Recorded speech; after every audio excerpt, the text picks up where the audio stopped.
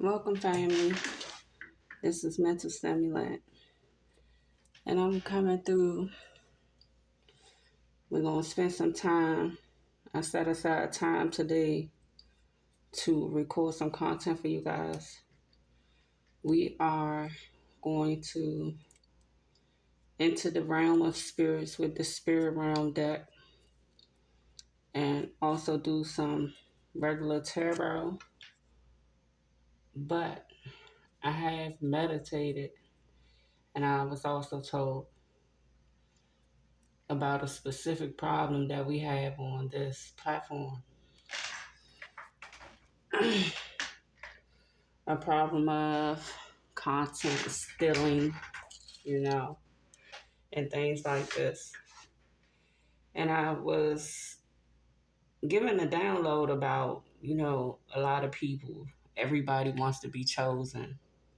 There's this divide of chosen and karmic and all of this nonsense, which each has their own perspective places, but, it doesn't have to be that way.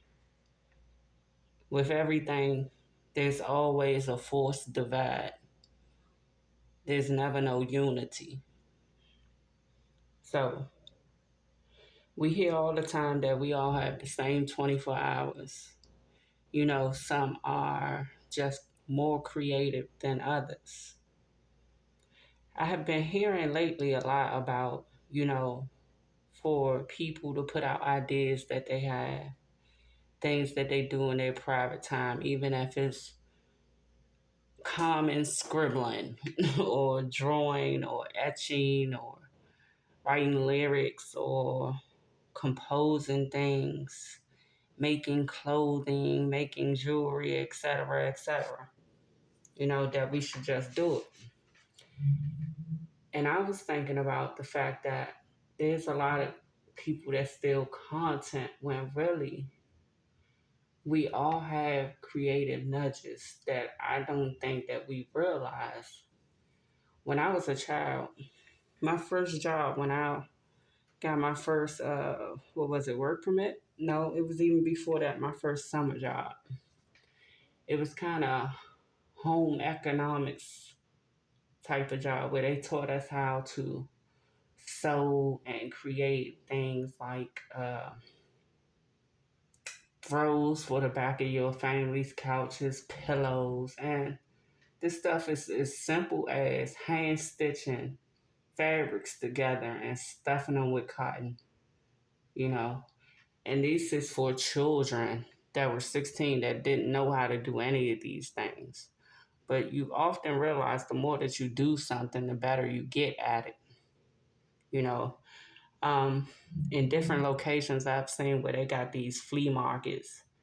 People sell purses, people sell a variety of different things, baked goods, all types of stuff, So it pretty much just brings me to the position of we don't have to steal from each other.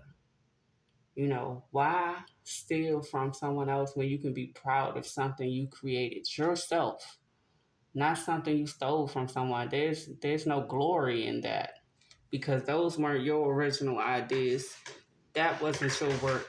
You're reaping benefits off something that you did not do. And it's kind of the opposite of being proud of something. You can't be proud of something you didn't create. But what if you could create your own stuff that you could be proud of? And you can. You might not have considered it. Something as simple as making pillows for people's couches and simply taking them to the flea markets and selling them.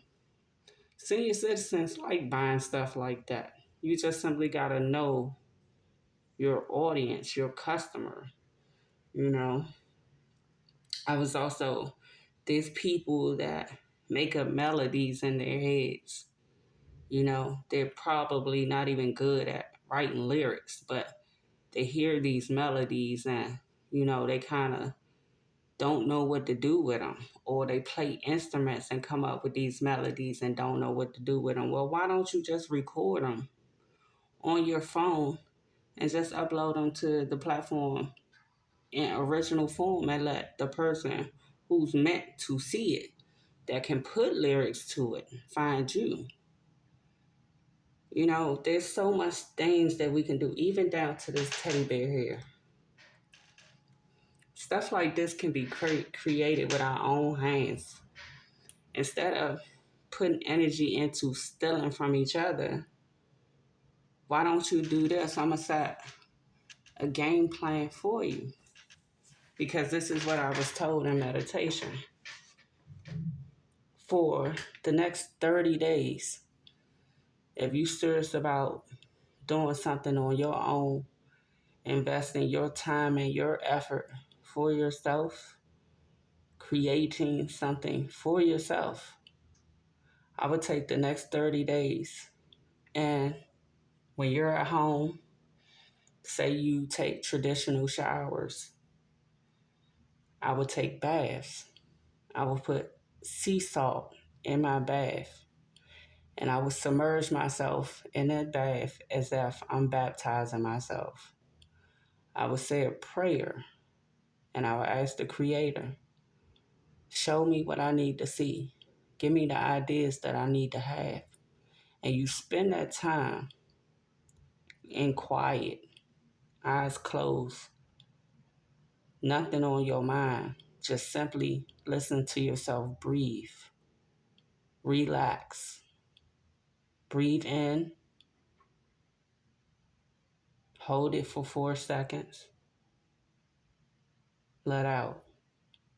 Do that over and over and over again until you feel in the pit of your stomach is tightening with each breath. Every time you inhale, there's almost a knot in the pit of your stomach. That means you're doing it right. After you start feeling that over a series of times, relax. Quiet yourself and just sit in the stillness and do this every day until suddenly you get that epiphany, and it will come. But you have to take the time for yourself with yourself. If you're paying so much attention to what everybody else is doing, you're not paying enough attention to yourself. And I find a lot of times that we're watching, everyone else live, and we get down on ourselves like, oh, I wish I could do that, or you can do anything that you want to do. The problem is you watching everybody else and you're not taking the time for yourself. You're spending too much time consumed with what's going on in the world. It's a distraction from yourself. We a lot of times don't even spend time with ourselves. We don't take walks.